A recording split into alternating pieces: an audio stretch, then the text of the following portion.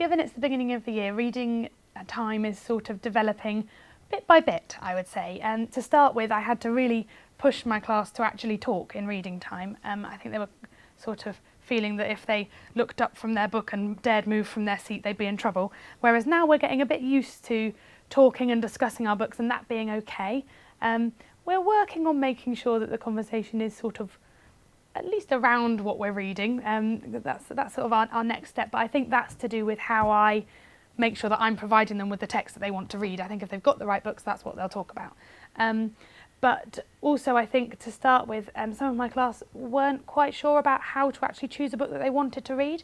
They sort of just went to the book corner, grabbed one and went and sat down again quickly, and then, you know, quite predictably would be back in 30 seconds to pick another one off the shelf, and again 30 seconds later. So I've really tried to work on my own subject knowledge, particularly of books that I think this class would like to read, and graphic novels has been something that they've really taken to, so much to the point that they've actually developed their own waiting list for the 2 or 3 that I bought at the start of the year, and that's been a really successful thing to explore with them, I think, and that understanding that this is also reading. This is not better or worse than the other book that you had earlier. It's just something different, and if you enjoy that, that's great. And then my hope is that then, as time goes on, I'll be able to stretch and challenge them with even more challenging graphic novels and perhaps other novels that are perhaps kind of have similar sort of plot lines to graphic novels and things like that. Can I borrow one of your books from the library? Of course you can. Do you know which one you want? No, I'm not sure.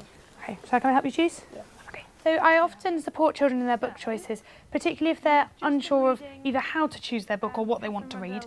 And then often I'll sort of suggest not just one, because I feel that ends up being quite pressurised. I know people talk about it like a gift, you know, you sort of then feel like, oh gosh, I've got to read it because Miss Thompson said I'd like it.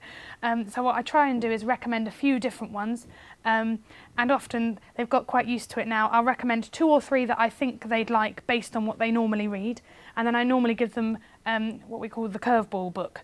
So it might be something that's totally different, but that I think they might enjoy.